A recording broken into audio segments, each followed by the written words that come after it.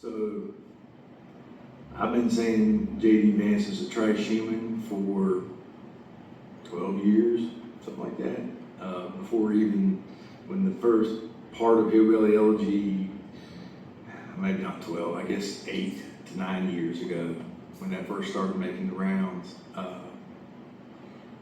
Yeah, I read it, and it was the biggest load of crap that I had ever tried to read in my life, and I've read a lot of shit. And the fact that he would write the things that he wrote, which, okay, if that was your experience, great.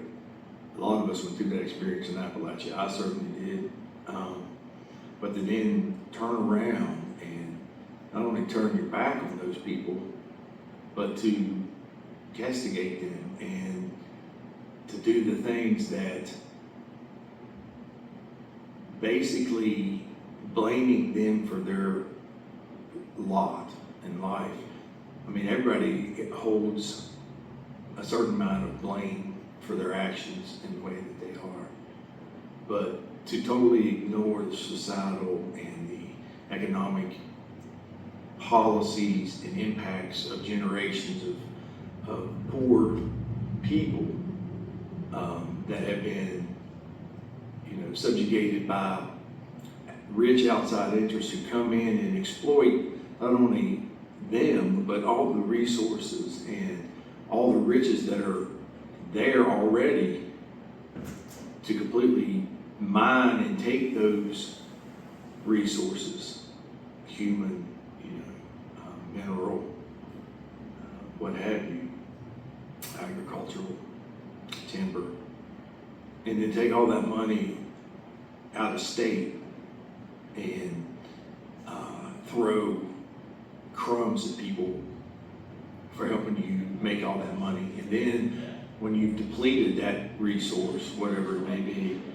to just pull out and leave them with nothing, and then act like this is all their fault. The only thing that I would ever say about Appalachians that would be negative as far as my experience in my life is we've forgotten who we are. We've forgotten where we're from. We've forgotten the people that came before us that fought really, really hard and died so that we could get out of that. And now we've turned our backs on those people. And now, we celebrate the likes of J.D.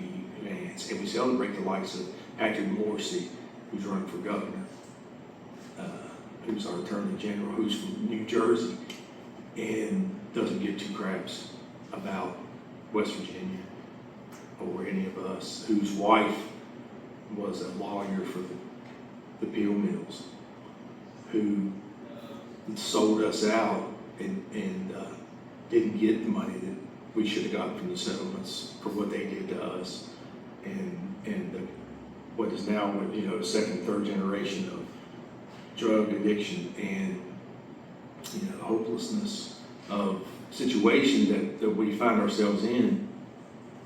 Yes, some of it's our fault. Absolutely, you always have an X amount of skin in whatever situation you're in, but to act like it's all their fault and that they're lazy and that they have no impetus to get themselves out of such situations is disingenuous. It's a lie, and it's evil, and it's where we are. And the fact that somebody like J.D. Vance could even get any support from a single Appalachian turns my stomach. And that's just the way I feel about it. And I'm an Appalachian. I grew up in Tri-Valley, West Virginia. I grew up in a double wide trailer. We were considered rich, my family. And, my dad was a cop. And then he got a job with, the state newspaper. And that's what he did. And, we farmed, and, most of the people in my family, you know, they got by with help from the government, and you know, there was a lot of alcoholism in our family, and you know, it tore up a lot of things, and you know,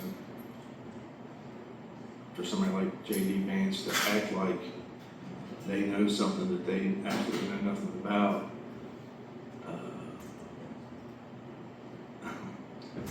makes my ass want to chew tobacco, as they used to say.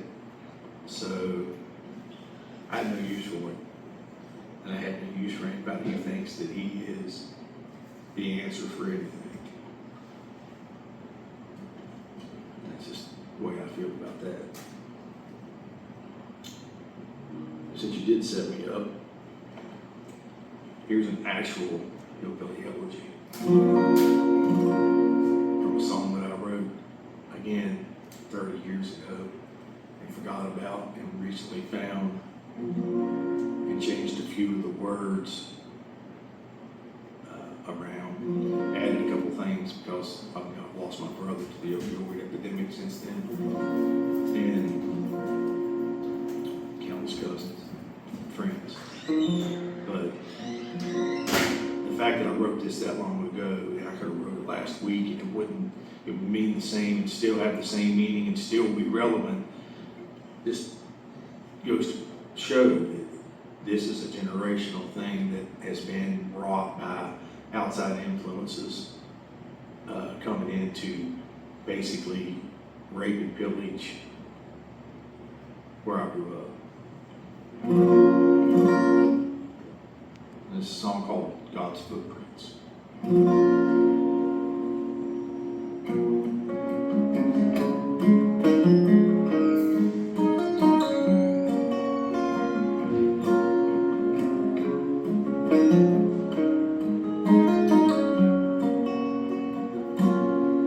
I left home at 17 with no intent on coming back. I said goodbye to dirty hollers, lungs all painted black. Stuck my right thumb in the wind, headed to the south. I found my youth, wash the taste out of my mouth. I worked in a job they had that never bothered me. Work is work, pay is pay, nothing's ever free. I rode those plains and swampy marshes for a decade, maybe more, till these mountains found me, brought me back home to the war.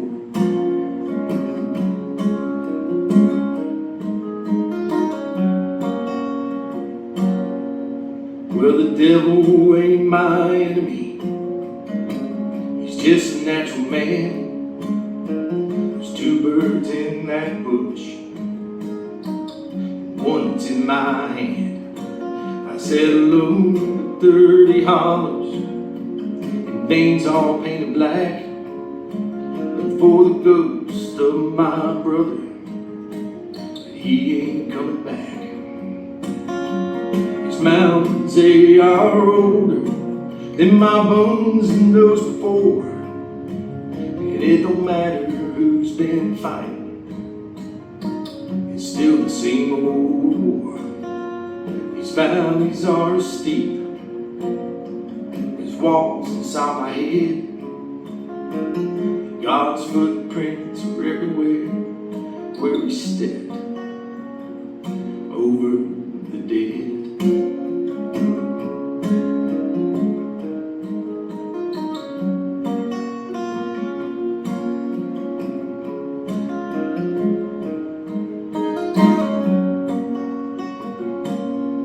I look for friends I used to know, and they all had hollow eyes, except the ones already buried, with eyes unto the sky. Faces I once knew were just some empty shells of angels that had flown darkest pits of hell. Those carpetbaggers laugh as they pack their bags to leave a trail for more to follow, with aces up their sleeves. And I'll be standing at the border with silver tongues cut out, and God's footprints can follow as they head back to the south.